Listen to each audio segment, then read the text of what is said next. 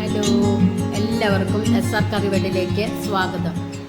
ഇന്നത്തെ നമ്മുടെ റെസിപ്പി പൊട്ടുവെള്ളരി പുഡിങ്ങാണ്. അടിപൊളി ടേസ്റ്റാണ്. വായിലിട്ടാൽ അലിഞ്ഞു പോകും. നമ്മൾ നൊങ്കൊക്കെ തിന്നുന്ന ഫീലാണ് ഉണ്ടായിരിക്കുക. എല്ലാവരും ഒന്ന് ട്രൈ ചെയ്ത് നോക്കി ഫീഡ്ബാക്ക് ഒന്ന് അറിയിക്കുക. അപ്പം നമ്മുടെ റെസിപ്പിയിലേക്ക് പോയാലോ.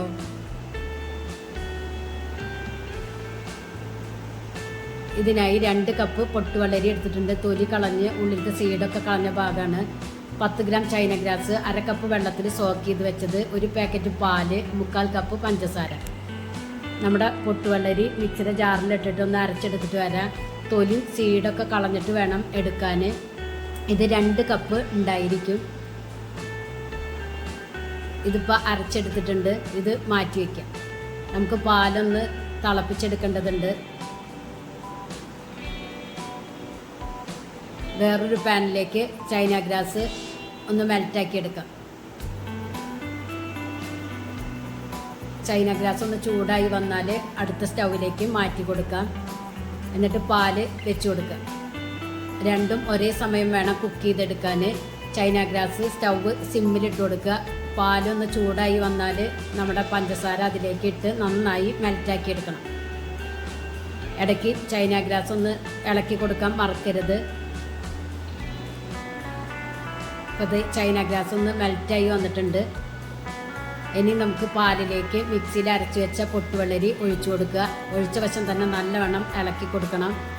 തിളപ്പിച്ചെടുക്കരുത്. തിളപ്പിച്ചാൽ ഇത് പിരിഞ്ഞു പോവും. അപ്പോൾ തിളപ്പിക്കാതെ വേണം എടുക്കാൻ. ഇനി ഇതിലേക്ക് നമുക്ക് ചൈന ഗ്രാസ് ഒഴിച്ചു കൊടുക്കാം. ചൈന ഗ്രാസ് ഒഴിച്ചതും ഇളക്കി കൊടുക്കുക.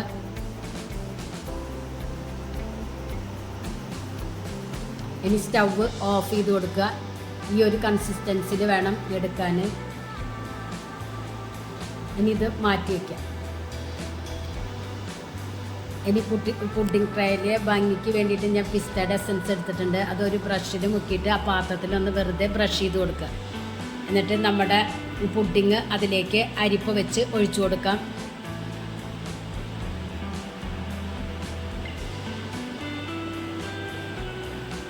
ഞാൻ 2 ബൗളിലേക്ക് ഒഴിച്ചു കൊടുക്കുന്നുണ്ട്.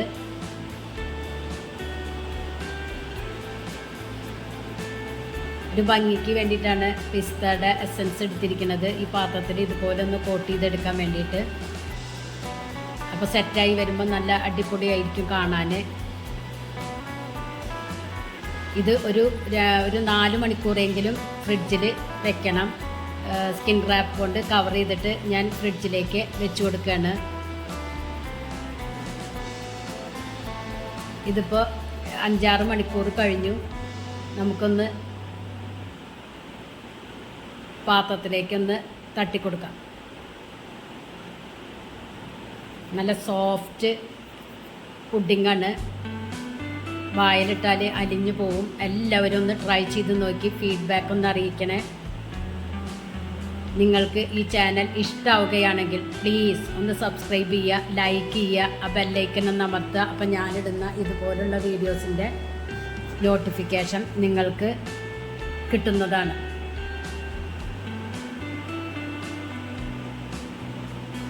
Thank you.